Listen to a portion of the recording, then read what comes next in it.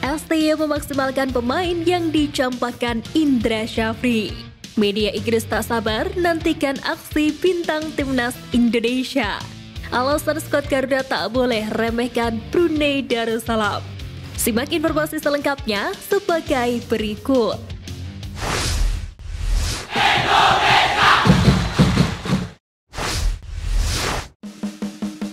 Atasi badai cedera, STY maksimalkan pemain yang dicampakkan Indra Syafri.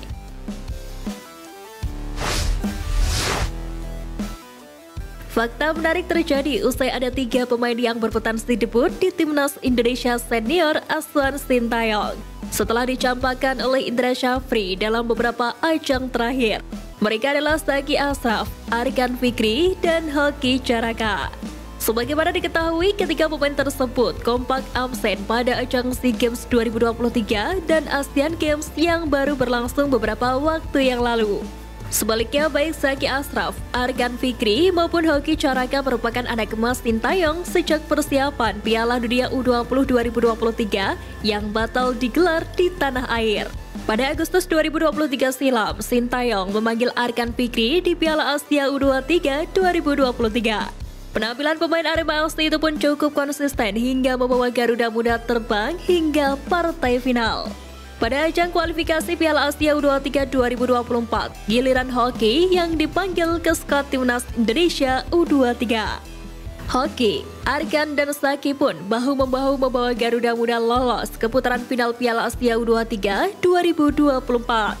Bahkan Zaki telah masuk skuad Garuda di FIFA Matchday kontra Turkmenistan September lalu. Usai cukup lama berkecimpung di level kelompok umur, Zaki, Arkan, dan Hoki berpeluang lebar untuk menjalani debut perdana bersama Timnas Indonesia Senior.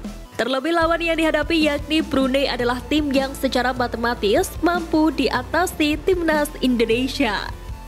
Kehadiran Zaki sendiri ialah untuk menggantikan peran Yancho Sayuri yang mengalami cedera. Kemampuan Zaki yang bisa dipasang di berbagai posisi membuat Sintayong lebih mudah meracik strategi.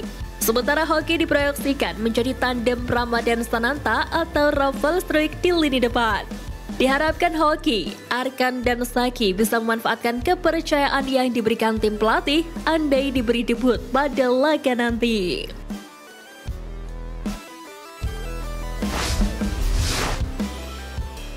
Alasan Timnas Indonesia tak boleh remehkan Brunei.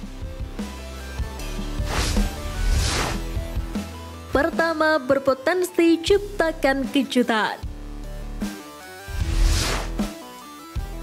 Sebagai lawan yang di atas kertas tak diunggulkan, Brunei Darussalam berstatus sebagai kuda hitam saat berjumpa Timnas Indonesia pada 2 pertandingan nanti. Status inilah yang membuat Brunei Darussalam bisa bermain lebih lepas karena tak memiliki beban apapun ketika menghadapi Jordi Amat dan kawan-kawan. Situasi tersebut tentu berbeda dengan yang akan dihadapi Timnas Indonesia karena mereka diharapkan bisa menang mudah atas Brunei Darussalam. Itulah sebabnya Brunei berpotensi menciptakan kejutan meskipun sangat kecil. Kedua, kekuatan misterius.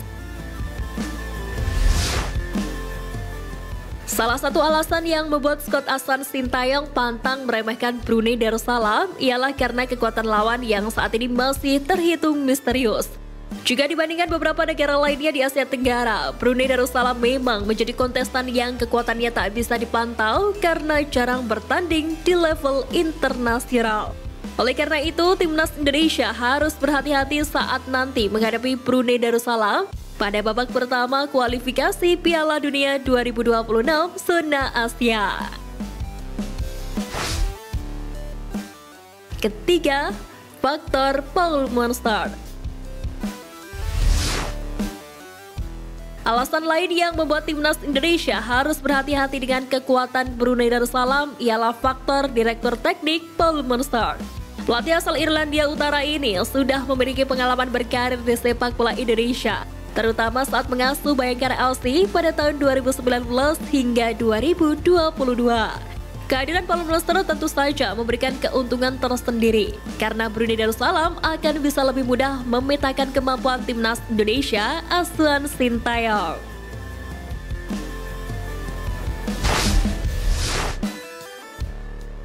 Soroti skuad Garuda, media Inggris nantikan aksi bintang Timnas Indonesia. Laga Timnas Indonesia kontra Brunei Darussalam di ronde pertama kualifikasi Piala Dunia 2026 turut mengundang perhatian media Inggris. Hal itu tak terlepas dari keputusan Sintayong yang memanggil skuad terbaik untuk menyempurnakan racikannya. Sebagaimana diketahui, dari 26 nama yang dipanggil, 8 diantaranya ialah pemain yang kini berkarir di luar negeri. Termasuk Elkan Bagot yang mulai mendapatkan menit bermain bersama klubnya Ipswich Town. Menariknya, pemanggilan Elkan Bagot ke Timnas Indonesia untuk lawan Brunei Darussalam sampai ke media Inggris TWTD. Bahkan media Inggris tersebut tak sabar menantikan permainan bek kelahiran Bangkok itu di barisan lini belakang skuad Garuda.